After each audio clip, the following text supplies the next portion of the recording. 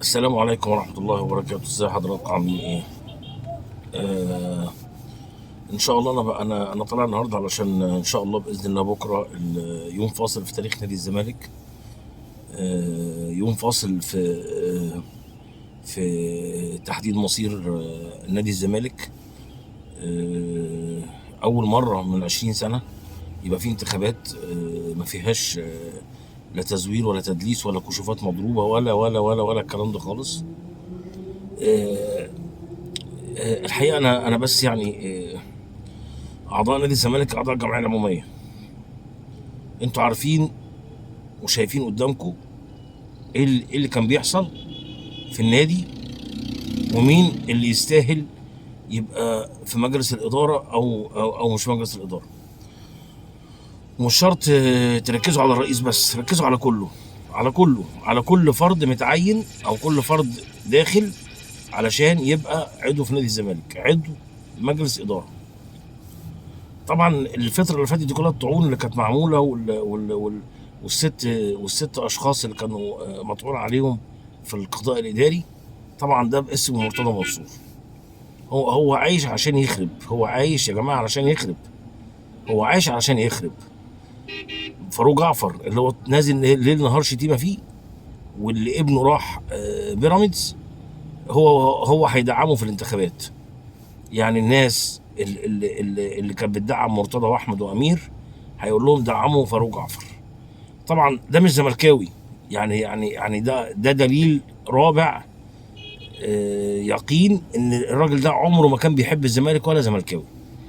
هو بيقول لك انا ماليش دعوه بالزمالك خلاص، انا ما انا بره، بس انا هدعم فاروق جعفر. واحد من ستة. طبعا خالد لطيف لو دخل، خالد لطيف طبعا، وهيدعم علاء مقلد. كل ده ليه؟ علشان لو فاروق جعفر نجح، لو يعني نجح في الانتخابات وبقى رئيس نادي، يبقى مرتضى منصور يجي يحكم النادي، لان دوت هيبقى شرابة خرد. ده هيبقى شرابة خرد، مفيش مشكلة يعني. ده هيبقى تمثال بس فقط لا غير، اللي بيحركه هو مرتضى منصور. مش موضوعنا دلوقتي، انا بس يعني حبيت اقول ان بكره ان شاء الله هو يوم فاصل في تاريخ نادي الزمالك.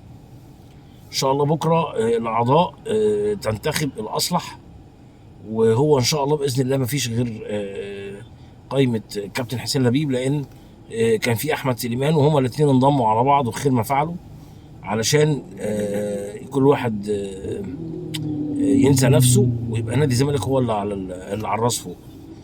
الناس المحترمه اللي موجوده في القائمه كابتن حسين لبيب، كابتن احمد سليمان، والكابتن والاستاذ هاني شكري وهاني بيرزي، وان شاء الله باذن الله مندوب حسين مندوب الحسيني ان شاء الله باذن الله يخش. وهو خلاص الطعن بتاعه الاستشكال بتاعه اتقبل، ما اعرفش هو ليه طعن عليه وليه المحكمه ليه بتاعه القضاء الاداري رفضت دخول الانتخابات، لكن هو الاستشكال بتاعه وقف في تنفيذ الحكم وهيخش ان شاء الله. المهم اللي انا عايز اقول عليه ان نادي الزمالك ما زال بيتحارب، وما زال لسه اللي جوه عايزين يخربوه وعايزين يقطعوا ريشه. لو سمحتم الاعضاء الموجودين دلوقتي خلاص، هي الكشوفات اتلقحت، وزي ما قلت لكم قبل كده ان في اكتر من 20,000 صوت، اكتر من 20,000 صوت كانوا ليس لهم الحق في الانتخاب، وكانوا بيخشوا الانتخابات وبينجحوا مرتضى منصور. الناس اللي كانت معمول لها عضوياتها شهرين ثلاثه، واللي كان ارقام العضويه تتضرب مكان عضويه مشطوبه، والحاجات الكتيره ديت اللي كانت بتحصل عشان هو ينجح في الانتخاب. ناديه بتاعت الشاي وحسنين بتاع دورة الميه، الناس دي كلها خلاص طلعت بره النادي خالص، ما بقاش اعضاء في النادي، موظفين. لكن معمول له عضويات في نادي الزمالك خلاص. ان شاء الله باذن الله بكره الانتخابات تطمنا، ان شاء الله تيجي القائمه الموحده اللي هي تصلح انها تدير نادي الزمالك، وان شاء الله باذن الله يبقى في طريق الخير وطريق الصلاح ان شاا الله باذن الله. عندنا ماتش يوم السبت مهم جدا. اعتقد ان اللجنه لو نجحت ان شاء الله باذن الله مش هتخلي اوسيريو ده خالص، وهتشوف من يصلح في الفتره الجايه عشان يقود نادي الزمالك، عشان نقدر نعدي الموسم ده كويس. بالنسبه للقيد بتاع خالد ابو طيب، والقضايا اللي على نادي الزمالك، الغرامات بتاعت شيكابالا واتشيمبونج والناس دي كلها، اعتقد ان كل ده هيتحل برضه مع وجود مجلس منتخب. طيب، في حاجه بقى الوحيده انا عايز اتكلم فيها بتاعت احمد فتوح. طبعا الاعلام كله والسوشيال ميديا ما لهمش غير احمد فتوح وهيجدد للزمالك ولا لا، وكل يوم احمد فتوح هيجدد. احمد فتوح مضى 3 سنين. احمد فتوح اتكلم مع بتوع الاهلي، الاهلي ممضي احمد فتوح، لا احمد ما مضاش. طب احمد عايز منحة توقيع 50 مليون، والعقد بتاعه يبقى 30 مليون ولا 40 مليون. انما لو راح الاهلي غير كده، هو بيعجز الزمالك. بص يا جماعه، انا رايي الشخصي لو الواد ده طلب منحة توقيع فعلا كده، الزمالك ما يسالش فيه في 60,000 سلامه، في 60,000 سلامه، في 60,000 سلامه، مش عايز اقول كلمه تانية. انت هتاخد من نادي الزمالك منحة توقيع؟ انت بتلعب بقى بناديين. ما هو للاسف الاعلام والسوشيال خلوا ولا يلعب بناديين، يلعب بالناس كلها، وبيراميدز دخل في الموضوع. بقى الواد قاعد دلوقتي على يمينه الزمالك وعلى شماله بيراميدز وقدامه الاهلي، وعمال يلعب بيهم. هتيجي ولا مش هتيجي؟ هتيجي ولا مش هتيجي؟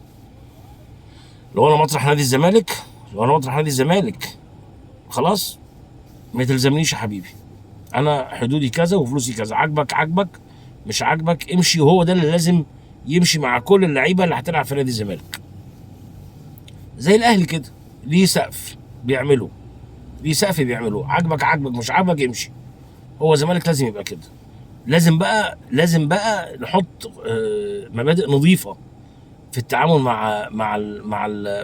مع ملف كره القدم. انما احمد فتوح زملكاوي على عيني وراسي. خاله عايز يوديه الاهلي، ولا خاله عايز منحة توقيع، ولا اصل خاله هو اللي بيتكلم، اصل مش عارفه ملوش وكيل، اصل وكيله هو خاله. لا يا عم، وكيلنا ربنا كلنا يا عم. وانا رايي الشخصي يا ابني، انت في شهر واحد الجاي ده اخر موسم ليك، في شهر واحد يحق لك توقع على اي نادي. سيادتك عايز تستمر معانا، احنا فلوسنا كذا، مفيش حاجه اسمها منحة توقيع. روح خد منحة التوقيع من اي حته تانية. وبعدين انت هتتكشف لو ما خدتهاش مننا ورفضت ورحت الاهلي ما خدتش منحة التوقيع، يبقى انت بني ادم زيك زي كهربا وزي امام عاشور. بس خلاص كده خلصنا يعني. فاحمد فتوح موضوع بقى بايخ قوي، و يعني ما فيش لاعب في مصر يا جماعه يستاهل 50 مليون في الموسم. 50 مليون ما فيش لاعب يستاهلها، ولا 40 ولا 30 ولا 30. يعني انا مش عارف انا يعني مين لاعب في مصر يستاهل المبالغ دي كلها. عشان ايه؟ ما هو الزمالك فين احمد رمزي وفين ايمن منصور وفين اسماعيل يوسف واحمد عبد اللطيف، وفين جيل الزمالك الاجيال اللي قبل كده فين؟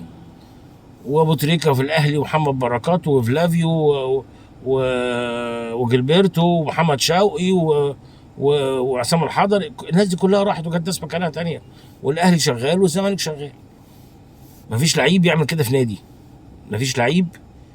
كده في نادي، محترم.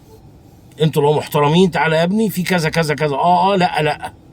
انما تقعد وعايزينك. لسه امبارح هاني شكري بيتكلم يقول لك احنا متمسكين باحمد فتوح. انت ايه؟ هو انت عشان انتخابات يعني؟ انت خايف تقول لا؟ والله لو قلتها يبقى الناس تحترم رايك. لو قلتها الناس هتعرف ان انت عايز مصلحه نادي الزمالك. عموما يعني بكره ان شاء الله ربنا يطمنا على نادي الزمالك. كلنا قلوبنا معاه بكره، ويوم صعب جدا علينا كلنا. هنفضل متابعين من الصبح لحد بالليل، وان شاء الله باذن الله ربنا يسهل الحال، ونادي الزمالك يعدي اليوم الفاصل بكره ده. السلام عليكم ورحمه الله وبركاته.